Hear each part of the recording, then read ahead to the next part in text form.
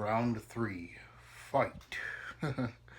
What's going on, guys? Ricky here, and I'm here to bring you my Mortal Kombat 2021 review with my trusty dusty notepad full of notes. And basically, we're going to get into it. I made sure to write at least almost a page and a half of stuff to cover. After 2 live adaptations from the 90s, multiple adaptations from TV shows, Mortal Kombat Conquest in the late 90s, Mortal Kombat Legacy in the early 2010s, to even most recently with animation adaptations such as Scorpion's Revenge, we were brought with Mortal Kombat 2021, which is basically a third adaptation, a live action, which I did see this movie when it came out at 2 a.m., on HBO Max on Friday the 23rd, and then I went later that day to go watch it with a friend, and then since then I've watched it like 3 more times as well. So yeah, let's get into the movie review. For spoilers, I won't be going too heavily breaking down each scene, what happens throughout the movie. I'm sure the majority of you have probably already gotten the gist of it, what happens, especially given the fact it's a Mortal Kombat movie based off a video game, so I'm sure you already know how it kind of goes. But basically, also shout out to Warner Brothers, the company that did help produce the movie, for releasing the first 7 minutes on YouTube. So that gave everybody basically a little appetizer of what you were gonna get before you got the main course and dessert of the film. So the first 7 minutes basically did show Bihan, played by the amazing actor Joe Taslim. If you haven't seen him in other movies, I'd recommend you check out The Raid, as well as on Netflix, The Night Comes For Us, which is also another martial arts action film, which is really good. And he himself is also a really good actor. He also practiced judo and was part of the Indonesian national team for about 20 years. So that was really good. So yeah, basically the first 7 minutes of the movie opens up with Bihan, basically part of the Lin Kuei at the time, before he becomes Sub-Zero, basically finding Hanzo Hashi, who before he becomes Scorpion, finds his tribe and his clan and his family and basically massacres them before being able to fight Hanzo Hashi. And the way they introduce his character and the way like he comes in, the fact he also speaks Chinese as well as Japanese, as well as the fact they focus clearly on the war between Scorpion and Sub-Zero. Sub-Zero being Chinese, Scorpion being Japanese, was really good. The way Joe Taslim carried the character of Bihan before he becomes Sub-Zero was really good. He does give you a menacing, evil presence, where it's just like he kind of is just here to murder and kill and and Hanzo's lineage and bloodline. But the first 7 minutes of the movie were really good. It gives you basically appetizer for what's going in, but from here it goes all over the place, and we'll get into that. But I'll touch on things I did like about it moving forward. I did like the way they tried to portray they incorporated the iconic symbol for Mortal Kombat with the dragon with its tongue out being a birthmark on majority of the characters' skin, and them being chosen as fighters as well. Raiden isn't introduced until after the first opening 7 minutes, when he just takes Hanzo's daughter and basically just places her somewhere. And we're not really even given much of a little montage, even a quick little minute 30-second montage of how even Cole Young comes to be. We're just told he's an orphan and he just has a birthmark of a dragon on him. And I found that to be a bit underwhelming, as well as the character of Raiden, which I'll touch on later in a minute. I did like that Jax is used more in this one as opposed to like the 1995 counterpart version, where he's mentioned, he's there for a brief minute or two, and then it's just Sonya Blade. This one, Jax and Sonya are good friends. You do see that they did have a relationship, professional working relationship with each other, and they do work together to track down the other fighters. Molina and Cabal, these characters, again too, a bit something again too I'm gonna touch on later. sporadicness of random characters as well. Molina and Cabal. Cabal isn't introduced to Mortal Kombat 3 yet. He's in this one when they could have picked any other characters, even with General Raiko. Mortal Kombat 4 could have picked someone from Mortal Kombat 2, such as Baraka. I would have loved to have seen Baraka in there, but we'll have to wait till the next one. They do plan on trying to make more. If this one's done financially successful, it did pretty good on its opening weekend, but second week it doesn't look like it's too hot. We'll touch on that later as well. Things I did like, and the little Easter eggs that they do put out through the film, such as when they go to Raiden's castle. You do see a picture of Shao Kahn. You do see a little image of Nightwolf, of Sindel, of Shinnok, and all these other characters from the Mortal Kombat series that will probably either come in to the movie series or whatever they decide they try to, or whatever they're planning on doing with the series from here. Fatalities. This one is very hit or miss for me on the fatalities part. I did enjoy Kano. Kano's character pretty much head and shoulders carried. It might as well have been the Kano show. Now, like a lot of other reviewers and a lot of people said, like he was literally probably one of the best things of the film. I don't disagree with that. Kano's character was really good. I forgot who acted as him. I actually have Wikipedia pulled up real quick. Kano, played by Josh Lawson, who is from Australia, so it actually helps. Similar to the 1990s counterpart, also being Australian, as a mercenary. But yeah, the way his character, his charisma, his charm, the way he delivers his lines, Kano wins. Fucking beauty. And he's looking, and he's holding Reptile's heart as it's pouncing in his hand. And as well as the cheesiness, a bit parts where there was cheesiness, such as Kung Lao going flawless victory, finish him, fetch, your souls are mine. Like just it literally is like a checklist of, all right, did we cover this? Did we cover this? Liu Kang doing the multiple kicks, the spamming of the sweeping of the leg by Liu Kang. So they did kind of do a bit of fan service, but some people aren't happy with it. Some fans are mixed about it. But yeah, I'll continue on. Fatalities.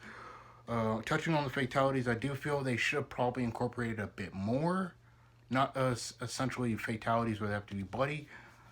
For me personally, I would have loved if they had tried to incorporate babyality into it, especially between Kano and Sonya Blade's fight, where somehow, some way, somehow her Akana, her special ability, her power that she's able to do in the game, she's able to magically turn somehow Kano into a baby and basically be like, oh, ha ha ha.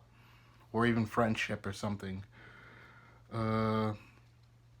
Yeah, but touching on the parts that were bad about the movie, Sonya Blade and Jax being the one to find the world Earth's champions and Earth's fighters, that didn't make any sense at all, given the fact that Raiden has the power to teleport people anywhere. He can teleport himself anywhere, yet he couldn't teleport himself or Liu Kang or Kung Lao to go find these people, yet it took two former military people to hunt down Earth's fighters, which even then I would have loved even more of a backstory explanation about that. Pacing of the film, which honestly and truthfully you can tell at certain parts of the film, the pacing is just off. 1 minute we're in Earth world, and next minute we're in Outer world. Like what? Okay. Even then, in the amount of time we spend in like the Outer world isn't really significantly a lot. It's pretty like brief.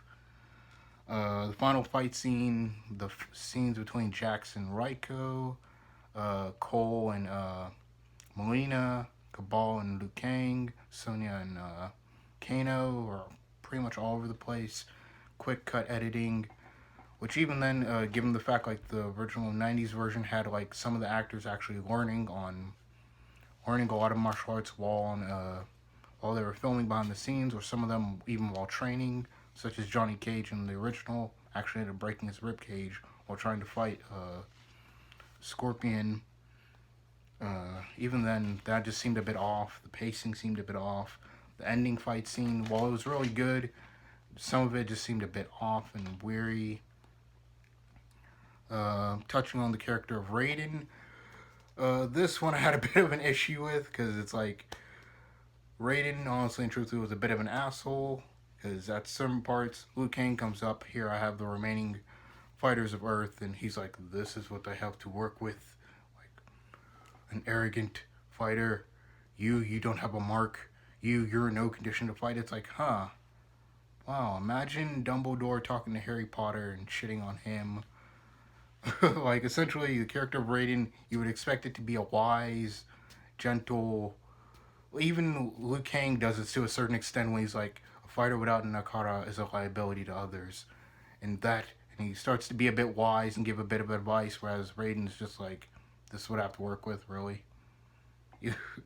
Comparing it to a bit, I guess, a bit of the 90s as well as characters from other films, you do see. Even you could compare it to like Kill Bill, Volume 2, where the bride goes up to the castle to meet Pai Mei. Even then, Pai Mei's not like an outright asshole. He's a bit wise, he's a bit nurturing. Look, your swordsmanship won't work here. You're gonna have to learn how to fight with the hand. Your hand's mine. I'm gonna make it strong. Even then, it's nurturing. It's kind of a mutual respect. This is like Raiden's just like, I guess we're just gonna have to deal with this. We never actually get to see a Mortal Kombat tournament officially.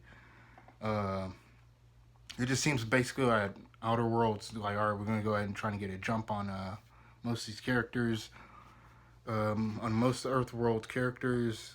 Even then, that didn't make sense to me.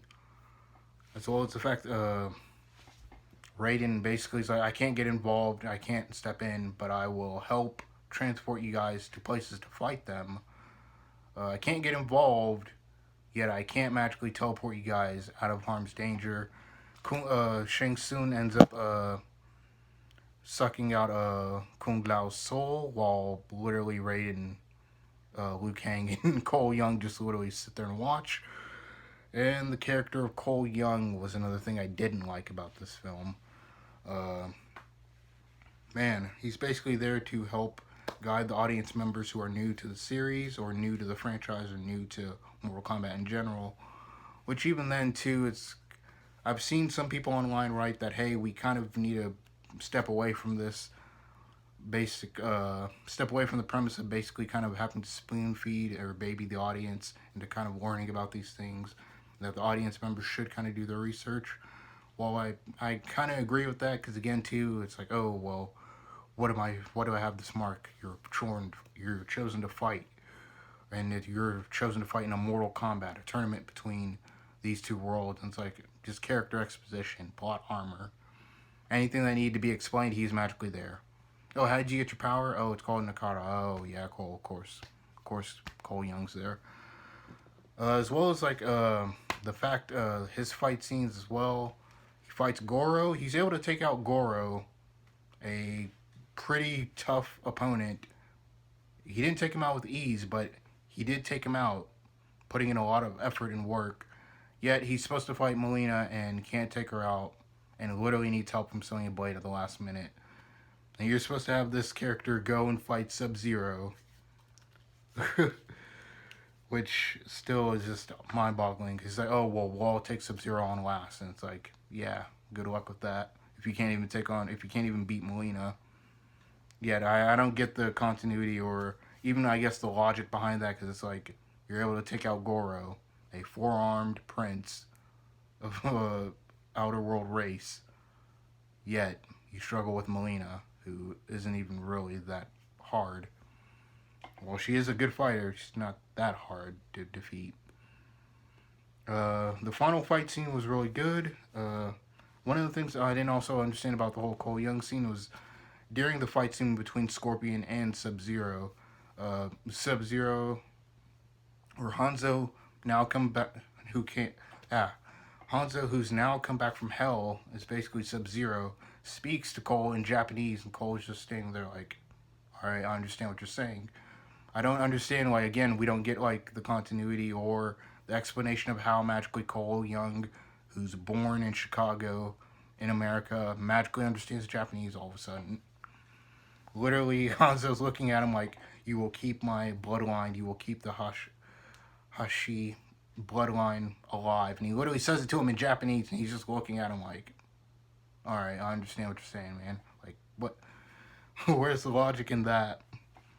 The movie does end with basically them going to go pick up Johnny Cage, where that's where the film's headed next.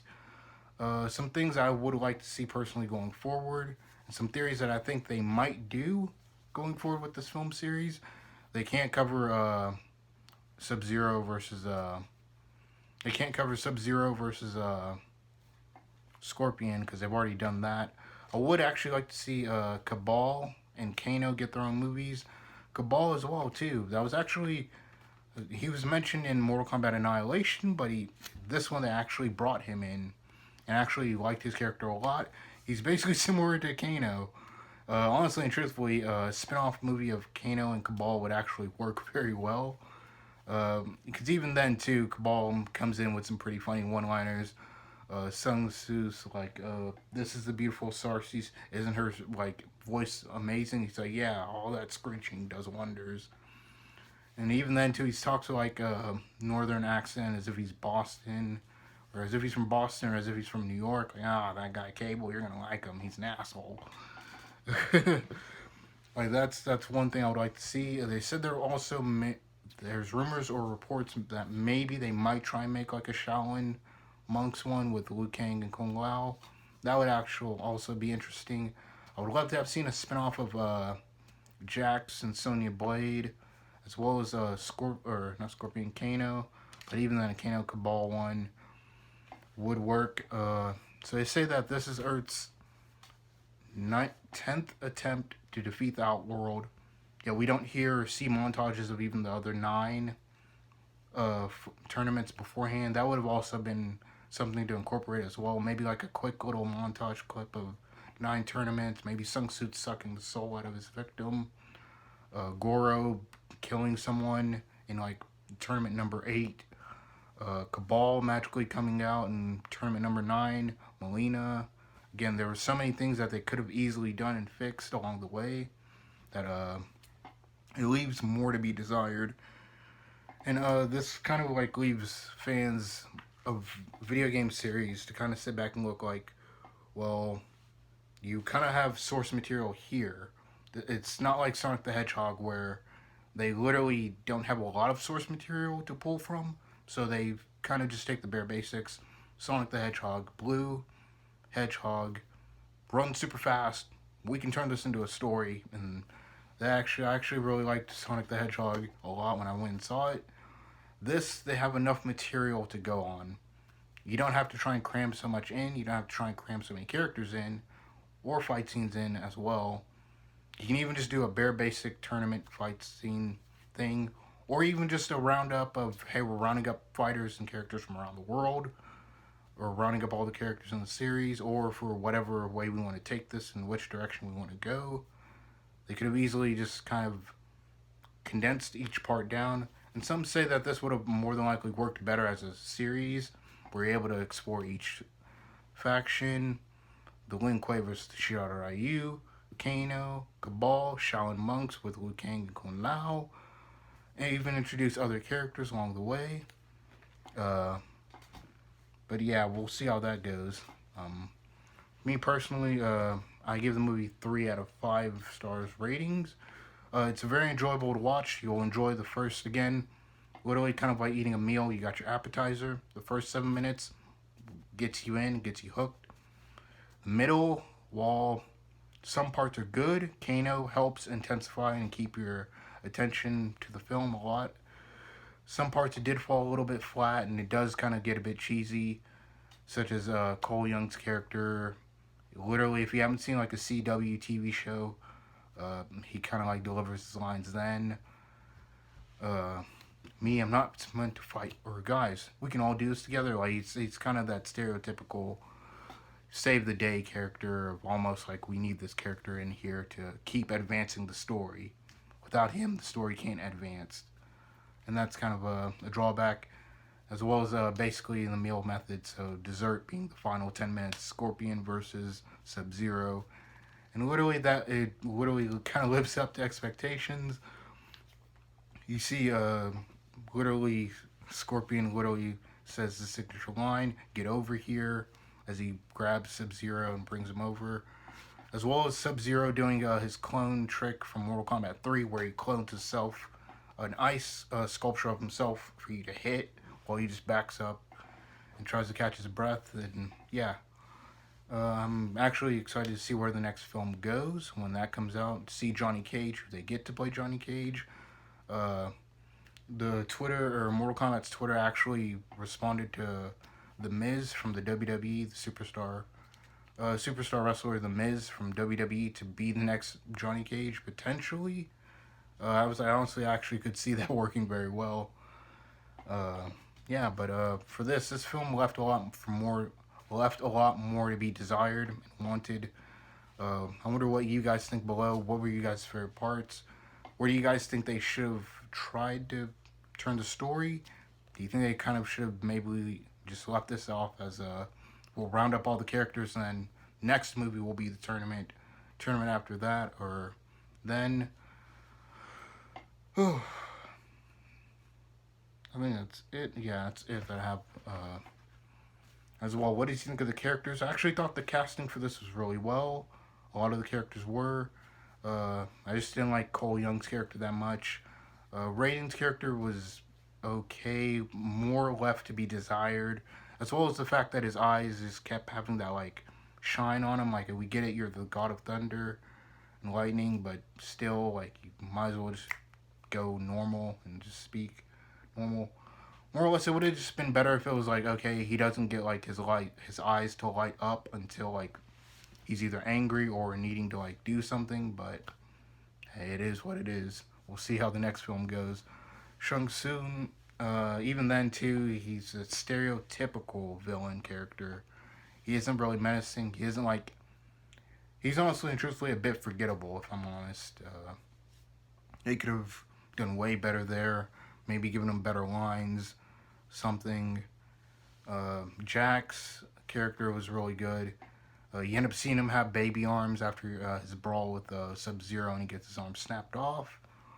And he ends up getting his mechanical arms while fighting General Raiko. As well as Sonya Blade gets hers. Kano gets his laser eye because he ends up getting into an argument with Kung Lao and Liu Kang. He gets angry, and that's when his laser eye comes out, and it's all just there. And even then, Cole Young's Akata, or special ability, is just plot armor, literal plot armor with many things, sticks coming out of his arms that basically make it similar to Baraka, but just not sharp. But yeah, what did you guys think of it? What do you guys give it as a rating? What would you guys have liked to have seen? I would have liked to have seen them maybe incorporate different types of fatalities. Somehow, some way, they could have made it where they're able to get Molina on their side. Friendship, friendship again, or babyality. Somehow, some way, Raiden could have even jumped in and maybe turned one of the characters into a baby. That would have been funny. It would have added another element of like, oh, so they're pulling from like all the other Mortal Kombat games and stuff like that. But yeah, I'm Ricky. This has been my movie review for Mortal Kombat 2021. I will have another one up. I'm not sure if I want to do Nobody, either Nobody, Godzilla. There's one with Angelina Jolie coming to HBO Max May 15th. Space Jam, I'll definitely cover Space Jam. Dune, I'll cover Dune. The new Suicide Squad. Many Saints of Newark, which is Sopranos sequel or prequel to The Sopranos, as well as a few other films as well throughout the year. Be sure to leave a like, comment, and subscribe. Let me know what your thoughts are on the movie, the casting of the characters. What's your thoughts on Cole Young? I know a lot of people hate his character. He's basically just there for exposition dump. As well as where do you guys think they should have improved on? Some of the fight scenes, the pacing for me is probably the biggest issue. You're just trying to constantly rush it. Honestly, you could have even stretched this to even being 2 hours and 15 minutes instead of an hour and 50 minutes, and even have left more room for a little bit more backstory and even more like quick little cuts of montages of fight scenes such as the previous tournaments. Uh, yeah, as well. So yeah, characters, characters, what you liked, what you didn't like, and what are your theories for where do you think they're going to go? Who do you think will be introduced next in the next series? I think Noob Saibot's going to come back since basically Sub Zero's dead in this one. Uh, yeah, so let me know what you guys think, and I'll be sure to catch you guys on my next movie review. Peace.